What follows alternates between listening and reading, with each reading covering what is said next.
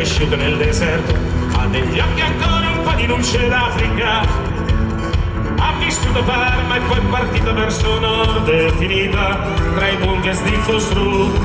Ha cantato da bevuto con gli amici di Bobby Sands, ora spilla in testa l'onirica, cucina per i matti e gli insegna a pitturare, gli sorride e loro le rispondono.